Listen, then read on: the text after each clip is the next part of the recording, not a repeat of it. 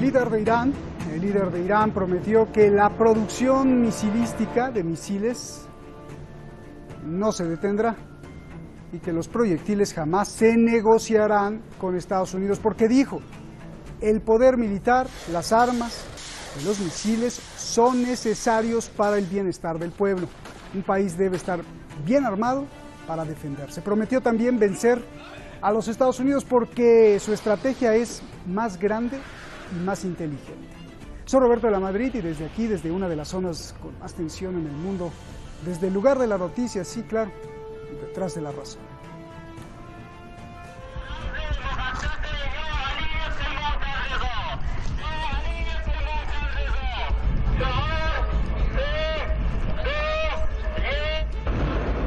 امنیت یک ارزش بسیار بالا و اساسی است. یک عنصر حیاتی است امنیت برای کشور. چون بدون امنیت همه ارزش‌های مهم کشور دچار اختلال خواهند شد. هم رفاه، هم عدالت، هم دانشورزی و دیگر ارزش‌های مهم. El líder de la Revolución Islámica de Irán, el ayatolá Sayyid Ali Khamenei, dice que las fuerzas armadas y el poder militar son indispensables para preservar los valores del país. اگر این قدرت دفاعی رو ملت‌ها نداشته باشند، اون کسانی که اهل تجاوز و تعرض و سوء استفاده و دخالت کردن و دستاندازی به دیگر کشورها و ملت‌ها هستند که امروز نمونه‌هاشو دارید در دنیا می‌بینید. آمریکا و بعضی از کشورهای دیگه اونها رو راحت نمیگذارن. علیه امکانات موشکی ما، علیه تشکیلات نظامی ما کارهایی میشه، تبلیغاتی میشه و علیه توانایی‌های منطقه‌ای ما که بسیار مهمه برای قدرت دفاعی ما، علیه اینها تبلیغات میشه، حرف میزنن. یا به گوهای آمریکایی که ملاحظه میکنید دیگه، اینا واقعا اراذل یاوه‌گو که هر حرفی به دهنشون میاد بی‌محابا و بی‌محاسبه میزنن، هر جا میرن مینشینن علیه جمهوری اسلامی و اینها حرف میزنن، ناشی از عقب ماندگی آنها در این میدان و ناشی از ترس آنها. El ayatolá Khamenei, quien es también el comandante en jefe de las Fuerzas Armadas de Irán, presidió la ceremonia de graduación de los cadetes de la Academia Militar. El ayatolá confirmó que Irán seguirá desarrollando más y mejores misiles, los cuales jamás serán negociables, porque son parte de los 3 pilares de la nación, y que este es un mensaje directo para Estados Unidos. Explicó que las sanciones perseguían que Irán cambiara sus políticas, pero hasta ahora no lo han logrado. لااقل 3 رکن اصلی رو اگر برای اقتدار ملی ما در نظر بگیریم که این 3 رکن، یکی استحکام و ثبات اقتصادی است، یکی توانایی و قوام یافتگی فرهنگی است که بسیار اساسی است، یکی هم قدرت دفاعی است. مسئولین یاوه‌گو و رذل و خائن و جنایتکار آمریکا به کوری چشم شما انشاءالله با قدرت ایمان و عزم ملی بر مشکلات فائق خواهیم آمد. از همین تحریم هم ما وسیله‌ای برای مقاوم سازی اقتصادمون استفاده خواهیم کرد. Con esta estrategia derrotarán a Estados Unidos, ya que la resistencia de Irán será más larga que la presidencia de Donald Trump, asegura el ayatolá Khamenei.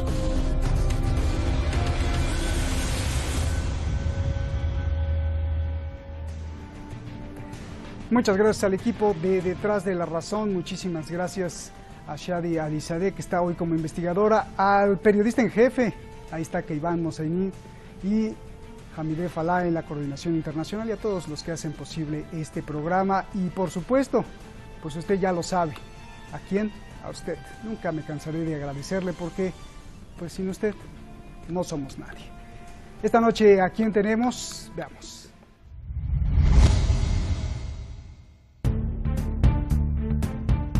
Él tiene un laboratorio de pensamiento y es referente incluso para la Unión Europea. ¿Quién es Adrián Celaya, director de CAI Center?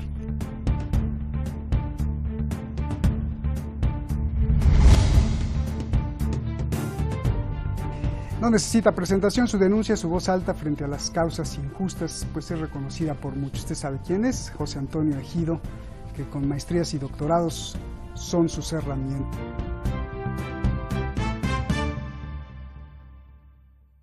Adrián, comienzo contigo. ¿Es necesario que un país tenga misiles y esté bien armado y preparado? Dice el líder de Irán. Te pregunto, ¿por qué es necesario que un país deba tener misiles y armas para tener bienestar? Por favor. Bueno, más que un país en general, hay algunos, no todos los países, es decir, hay algunos países pequeños que están en entornos estables, pues, por ejemplo, países que están en mitad de Europa, pues como, digamos, Mónaco, Liechtenstein, etcétera, que no necesitan ejército porque no tienen riesgos fundamentales para su seguridad, ni riesgos verosímiles, ¿no? Pero la generalidad de los países tienen riesgos, y tienen riesgos estructurales, tienen riesgos externos que se incrementan lamentablemente a medida que su propio ejército, su propia capacidad de defensa es más débil. Y evidentemente esto sucede con mucha mayor claridad, de forma mucho más rotunda, en entornos inestables y en particular en esos entornos en los que en este momento se está de alguna forma jugando el destino del mundo, como es Asia Occidental, lo que nosotros llamábamos Oriente Medio. Claro, Irán en concreto está en el momento, en el punto de mira de toda la élite occidental, y disponer de una capacidad de defensa adecuada para los retos que le amenazan es imprescindible para este país, claro. Muchas gracias. José Antonio, a ver, cuando hay países que no tienen misiles, ¿quiere decir que Estados Unidos pues se comió a esos países? ¿O cómo entender esto, por favor? Saludos, señor de la Madrid, señor Zelaya, gracias por la invitación. Gracias. Esa pregunta sería buena hacérsela, por ejemplo, a los habitantes de la isla de Granada, que hay que pronunciarla en inglés, Granada, porque ellos hablan inglés, que una minúscula isla de 100.000 habitantes en 1983, que no tenía misiles y a duras penas tenía fusiles, fue invadida por Reagan de una manera absolutamente escandalosa. Después, por el siguiente en la presidencia, que fue Panamá, también invadida, pero Irak tenía muy pocos misiles, estaba completamente debilitado desde el punto de vista militar por las estupideces de Saddam Hussein en contra de Irán, luego en contra de Kuwait, y ya sabemos cuál es el destino de ese país. Y que le pregunten a los libios, después de que Gaddafi entregase las armas que llamaron estratégicas. Me imagino que los misiles que tenía ese país, para que le salvasen la vida, en el 2011 se conoce muy bien el destino trágico que sufre Libia y que sigue sufriendo Libia desde entonces, entre el silencio de los mainstream, de los medios de información, de comunicación occidentales, ¿no? De manera que es muy evidente que Julio César, sin conocer a Donald Trump y a los norteamericanos, dijo aquello de si vis pacem para bellum, si quieres la paz, prepara la guerra. No sé cómo se dice misil en el latín de Julio César, pero hoy Julio César lo que diría es que hace falta misiles frente a la arrogancia de los Estados Unidos, que por cierto rodea a Irán con innumerables bases militares, ellas bien dotadas de misiles, ¿no? Sí, pues yo creo que les llamaban piedras o algo así, piedras con fuego o algo, ¿no? Y balísticos menos, yo creo que los conoció. Oye, a ver, Adrián, el líder también dice que para tener o conservar o proteger la paz, la economía, la justicia, la cultura de la nación, pues es necesario el poder militar. Explícame esta relación entre, por ejemplo, educación y poder militar, a ver cómo es. Sí, yo creo que es muy evidente si tenemos en cuenta las palabras que acaba de transmitirnos nuestro compañero, ¿no? Un país que está sometido a amenazas externas muy directas, si no tiene capacidad de defenderse, esas amenazas se van a hacer realidad de forma muy inmediata.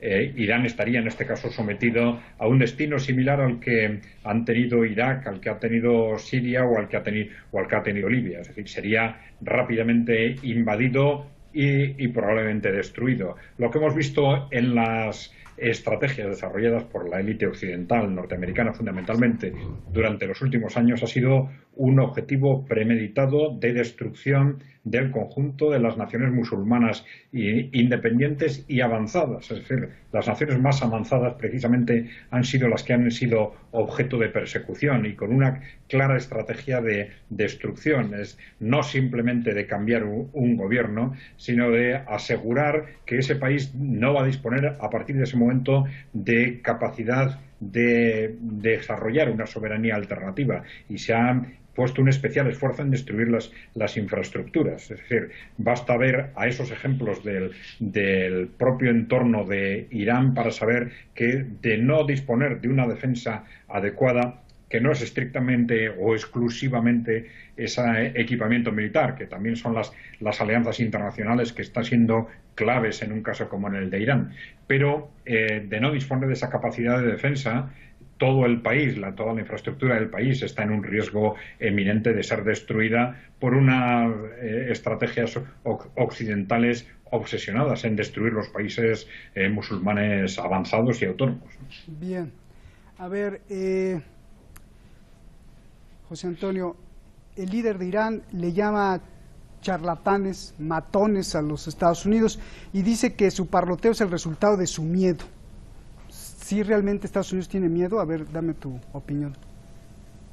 Yo creo que hay un charloteo derivado del miedo, pero también derivado de su relativa, pero inocultable decadencia. Escuchaba al profesor argentino Atilio Borón decir, mire, en los años 90, un presidente como Maduro le hubiese durado a los Estados Unidos un año o una cosa así, ¿no? Un presidente como Evo Morales, lo mismo, porque hubiesen tenido el mismo destino que tuvo Salvador Allende o Jacobo Arbenz en Guatemala el año 1954. Es decir, los norteamericanos hubiesen organizado golpes de Estado para derribarlos.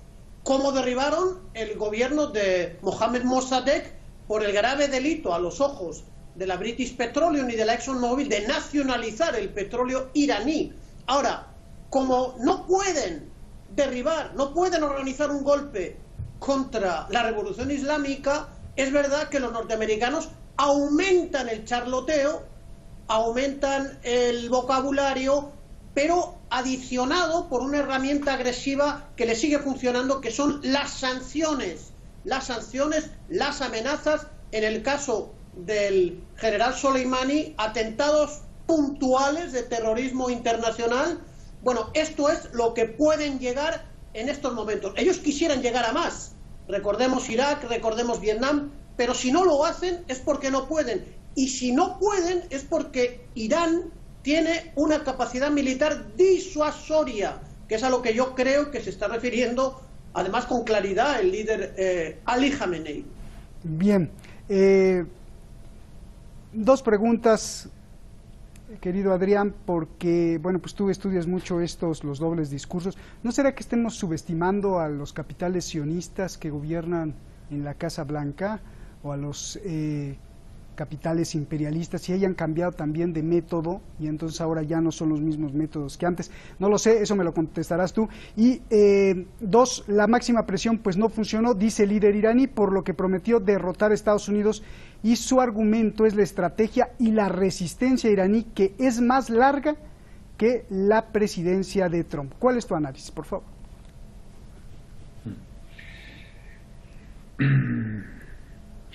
Bueno, vamos a ver. Yo creo que está claro que las estrategias de Occidente, vamos a hablar de la élite occidental, porque en estas cosas no me gusta hablar tanto de países como de los gobiernos que gobiernan los respectivos países. Los pueblos nunca son por sí mismos hegemonistas ni agresivos, ¿no? Esta élite se ha enfrentado a una situación radicalmente nueva para ella, como ha dicho José Antonio Ejido también. Una situación radicalmente nueva que está derivada del auge de los países emergentes, fundamentalmente de Rusia y de China. Rusia y China, que en el caso de Asia Occidental están aliados de forma cada vez más directa y clara con Irán y con el eje de la resistencia en su conjunto, ¿no? Occidente con lo que se ha encontrado es con lo que Kissinger ha repetido más de una vez, que es que con China y con Rusia juntos no pueden. Y entonces están desarrollando una estrategia alternativa de reparto de papeles en el que sucesivamente intentan dividir a los países emergentes en un momento determinado, pues atacar más directamente a Rusia, en otro momento más directamente a China o a Irán, ¿no? Pero está claro que el problema de fondo es el mismo, es decir, el no poder abordar un ataque frontal mientras estas piezas de los países emergentes se mantengan unidas, ¿no?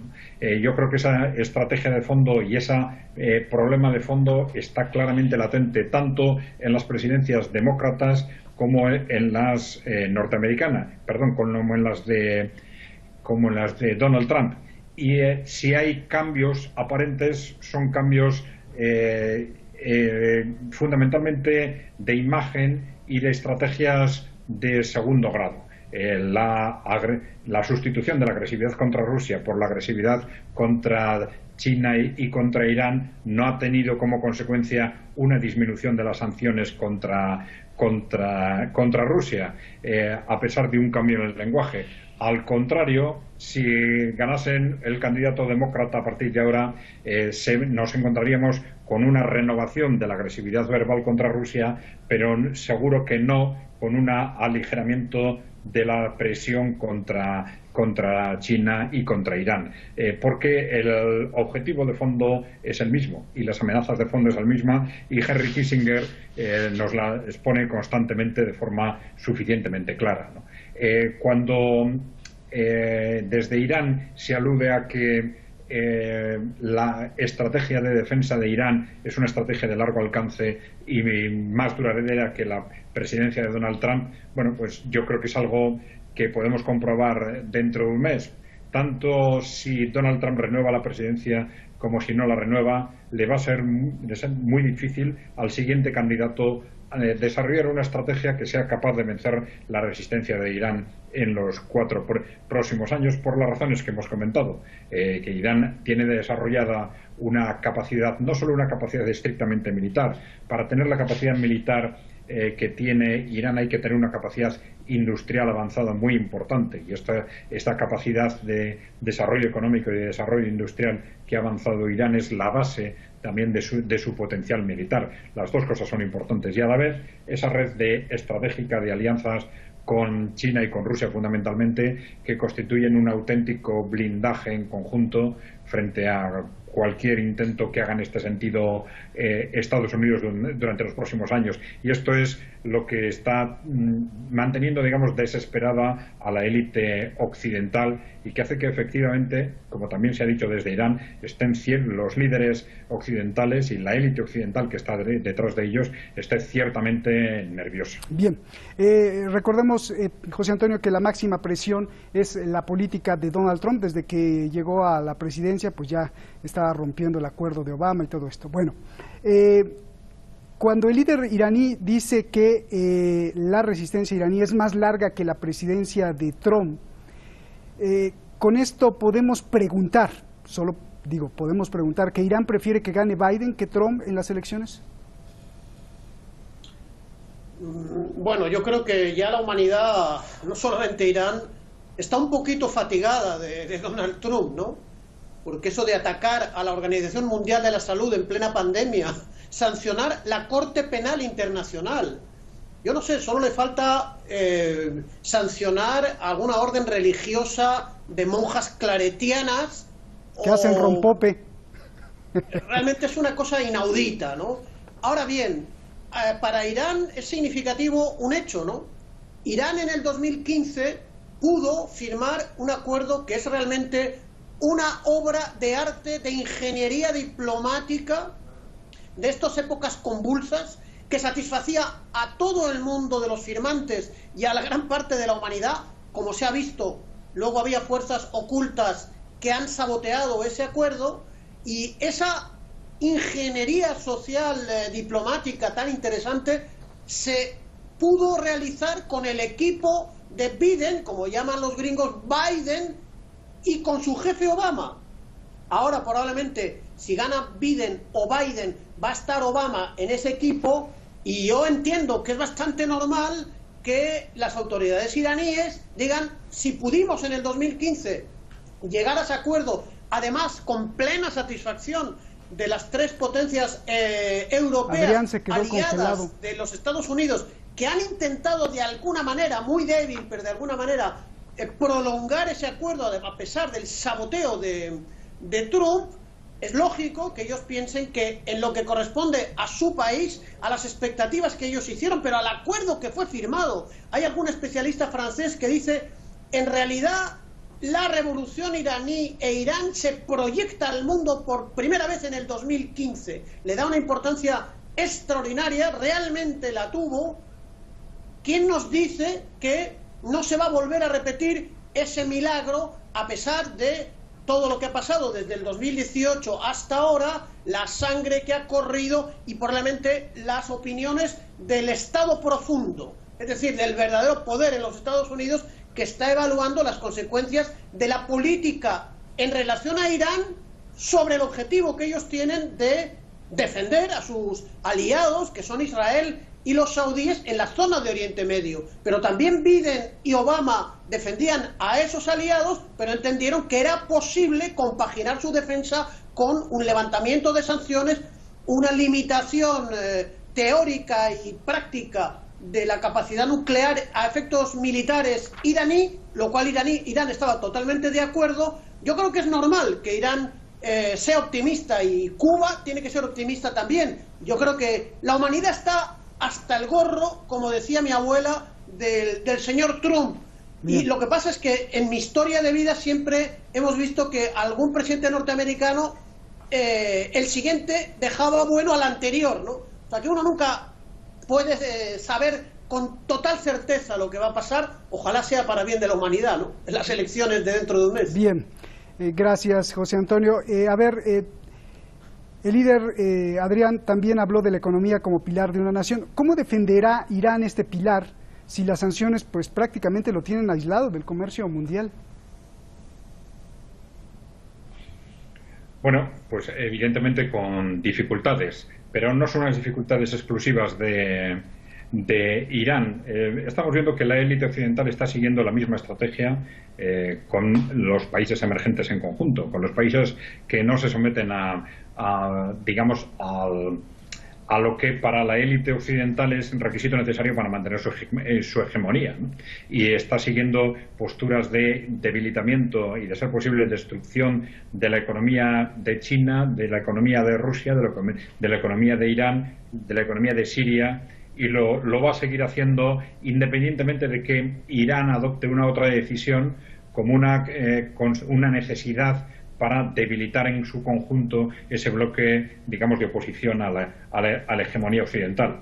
Irán, bueno, ya lleva muchos años sufriendo estas sanciones y es posible, como decía mi compañero, que haya una cierta aligeración a partir de las elecciones en caso de que no gane Donald Trump y gane Biden, pero va a ser una aligeración de sanciones condicionada a que Occidente vea la posibilidad de separar a Irán del bloque emergente. Yo creo que ahí no nos podemos engañar. Los intereses de Occidente están muy claramente definidos y si nos olvidamos de esto podemos perder la perspectiva de qué es lo que realmente puede suceder con una u otra presidencia. Adrián, gracias, un abrazo. José Antonio, un abrazo, gusto en verlos. Gracias, gracias. Gracias a usted. El mundo está en máxima atención, protestas en Madrid, en París, desfile de armas en Corea del Norte, Kim Jong-un derrama lágrimas, elecciones en Bolivia, protestas en Chile, muerte en Colombia, coronavirus, vacunas, economía y desempleo, y parte de todo esto gira en torno a la especulación que hacen las bolsas del mundo por las próximas elecciones en Estados Unidos. Donald Trump hoy salió a darle con todo a los manifestantes antifascistas, les dijo, animales. Mañana nos vemos por la caja de transmisión, que ya no es la televisión ni es caja, sino es su laptop o su teléfono. En ese mundo tan raro también estamos.